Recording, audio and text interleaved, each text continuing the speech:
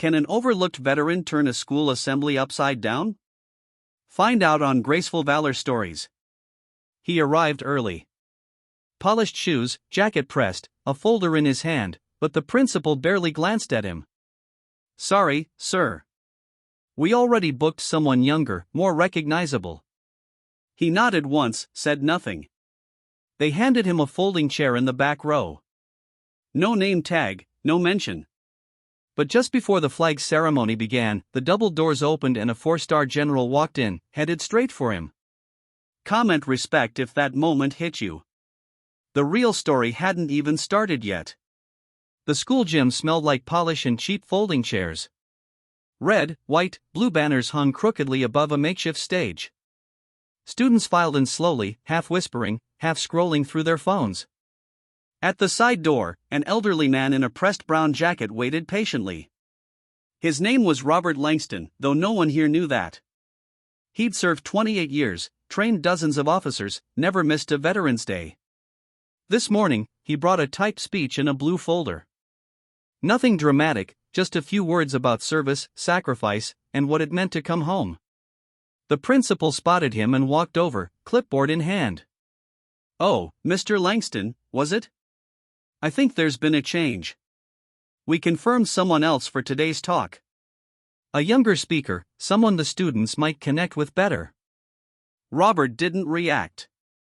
He simply nodded and took a seat in the back row like he'd been told. No nameplate, no announcement, just silence and a folder resting quietly in his lap. The folding chair creaked slightly beneath him, but Robert didn't shift. He simply rested both hands on his cane. The blue folder still balanced neatly across his knees. Around him, the gym buzzed with voices and nervous energy.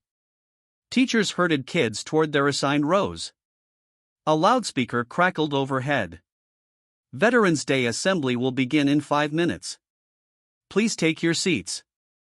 Robert glanced around, not with bitterness, but with quiet observation.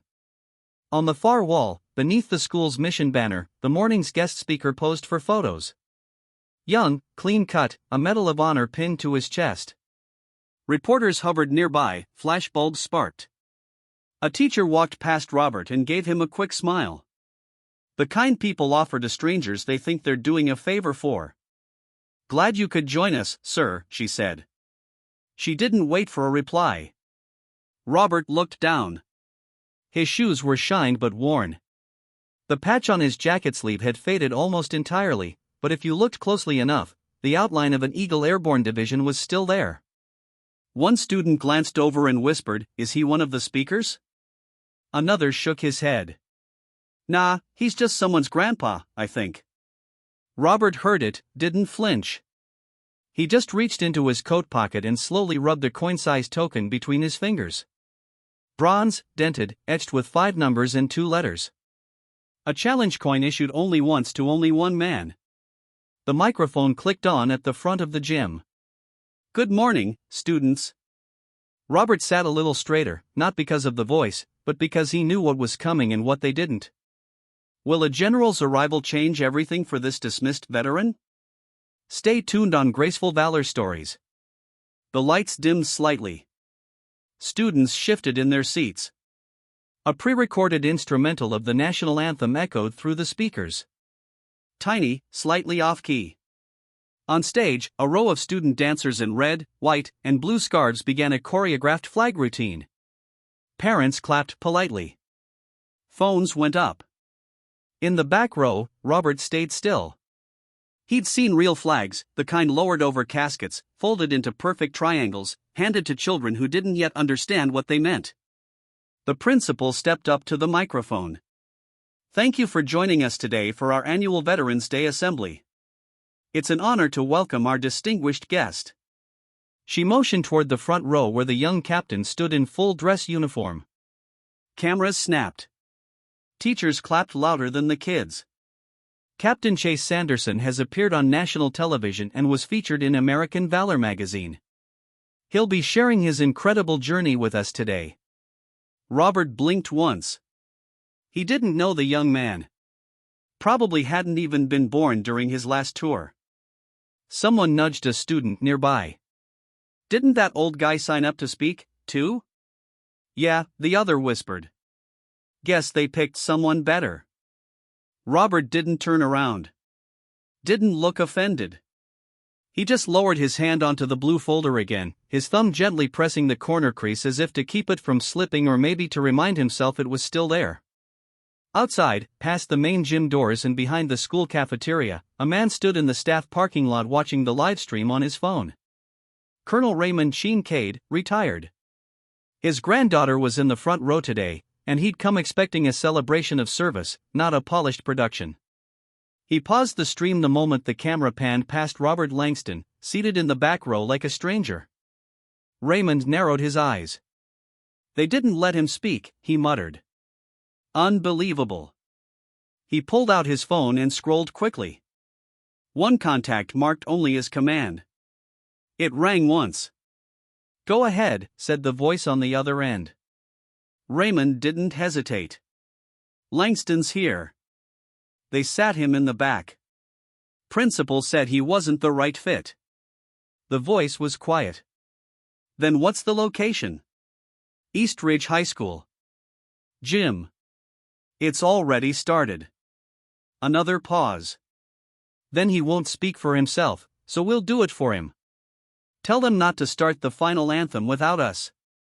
Raymond nodded, ending the call without another word. He looked back at the building. Inside, they were wrapping up the show. Outside, something real was finally on its way. Captain Sanderson was halfway through his speech when it started. And in basic training, I realized service wasn't about glory. It was about honor and showing up when it counts. Polite applause followed. A few parents leaned forward. Students nodded half-heartedly. The speech was clean, practiced. Every word sounded like it had been polished on a teleprompter. Robert sat still in the back row, the corner of his folder now slightly curled beneath his hand. On stage, the principal beamed. Another photo was taken. The local newspaper editor scribbled something in a notepad. Then the gym doors creaked open. It wasn't loud. Not at first, but the sound cut through the air like a cold wind. A pair of heavy boots stepped across the polished floor, followed by 3 more pairs, then 4 uniforms. Not student ROTC, not security. Real ones.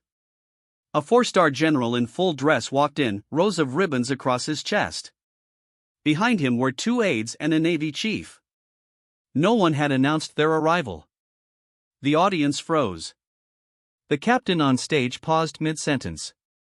The principal stepped forward, confused. Excuse me. This portion of the assembly is, the general didn't acknowledge her. He walked straight down the center aisle. As he passed the seated students, several instinctively stood, not knowing why, only that something had shifted. Phones dropped. Whispering stopped. He reached the edge of the stage and looked toward the back row. Mr. Langston, he said, voice calm but commanding. Would you please join me for a moment? Every head turned. Robert looked up. He didn't smile. He didn't act surprised. He simply stood slowly, tucking the folder beneath one arm. The principal tried again. But we already had a speaker. The general turned. You chose a speaker. I'm here to introduce a soldier. The general stepped onto the stage, his boots echoing through the gym's hushed air. He didn't read from notes, didn't adjust the mic. He just looked out across the rows of students and teachers, and let the silence stretch, not for effect, but for weight. I was told this morning that today's assembly would honor service. He turned toward the principal who was now frozen beside the young captain, but someone confused service with visibility. He looked back toward the audience. So allow me to introduce someone who never needed a microphone to lead. He motioned to the back and Robert walked slowly toward the stage. No music, no fanfare, just quiet footsteps and 100 eyes watching him. This man trained 3 of my commanding officers. He led my first deployment team through the most hostile terrain I've ever known. He carried wounded men across minefields while bleeding himself and stayed behind to cover the evac alone. Students were sitting straighter now. The room felt different, heavier, real. When we were kids, we read about heroes in books. I served beside one. And this morning, you handed him a folding chair. The principal's face paled. The young captain took a respectful step back. The general stepped aside, letting Robert stand beside him. You don't have to speak, Sergeant Major. You already did. Every day you showed up long before anyone was clapping. Robert didn't say a word. He didn't need to, but a murmur began to rise from the crowd. A ripple of students standing row by row, teachers following, even janitorial staff in the back hallway stepping into view. Not one person was told to stand. They just did. For someone who had never asked, for someone who had already given more than words ever could. The gym was completely still. But the silence felt charged, like everyone had collectively realized they'd missed something important. A teacher leaned toward another. Langston? That name's familiar. In the third row, a student whispered, "My uncle's in the army. I think he mentioned him once. Said he saved a whole unit in Kandahar." Whispers turned into hushed ripples as the general stepped forward again. Let me tell you about Sergeant Major Robert Langston. He wasn't the loudest man in the room, but everyone listened when he spoke. He wasn't decorated because he wanted to be. He was decorated because his men refused to let the brass forget what he did. Flashback. Smoke. Gunfire. A convoy torn apart by roadside explosives. Langston dragging two wounded soldiers behind a burned-out truck. One screaming, the other already unconscious. Radio static. We need cover fire. Someone needs to hold them off. Langston didn't flinch. He picked up the dropped rifle, slung both men over his shoulders, and ran on a torn knee with his hearing blown out in one ear. Back to present. He was the last man out. He walked 12 kilometers alone to the extraction point. Didn't wait for recognition. Didn't want medals. He just wanted his team home. Robert looked down at the folder still tucked under his arm. The general's voice softened. That folder, that's the same speech he gave every year at small-town schools across the state until someone decided he wasn't relatable enough. There were no cheers, just silence. The principal lowered her head slightly. A few teachers avoided eye contact. And then, in the front row, a student stood. She was young, soft-spoken, wearing a simple denim jacket with a small army pin on the collar. She clapped once, then again. Within seconds, the room followed. Not a cheer, not wild applause, just slow, steady recognition, the kind that doesn't need volume to matter. Robert didn't bow, didn't smile. He simply looked across the crowd. Students, teachers, janitors, a general, and nodded once as if to say, "It's not about me." It never was. The applause faded slowly, not because people stopped caring, but because no one wanted to break the silence that followed. Robert turned slightly toward the general, offering a quiet nod of thanks. The general returned it with a hand over his heart. The principal stepped forward again, holding the mic with both hands. She didn't speak right away. When she did, her voice was smaller than before. "Sergeant Major Langston, I'd be honored if you'd consider returning next year, not as a guest, but as our keynote." Robert didn't answer. He didn't need to. Instead, he looked down at the blue folder in his hands. He opened it slowly, removed the folded pages, typed clean with small handwritten notes in the margins, and handed them to a nearby student. "You read it," he said gently. "This day is for you, not for me." The student, a boy with braces and trembling hands, took the paper as if it were something sacred. As the crowd began to exit the gym, several students stopped to shake Robert's hand. One girl hugged him. A janitor whispered, "Thank you." The young captain who had spoken earlier offered a sharp salute, this time with sincerity. Near the exit, a student turned to ask, "Why didn't he tell anyone who he was?" The general answered without turning around. "Because people who've really lived it don't need to." Robert walked slowly back toward the folding chair they'd first handed him, but this time someone had replaced it with a proper seat. Padded, wooden. A small plaque was already attached to the back, reserved for the quiet ones who did it all without asking. Some stories don't need headlines. They just need someone to notice. If you've ever watched quiet dignity get overlooked or believe real honor isn't loud, it's earned, then this story was for you. Comment respect if you believe some seats should never be in the back. And if you haven't already, subscribe for more untold stories of service, silence, and strength on Graceful Valor Stories. Because sometimes the people who say the least are the ones who've done the most.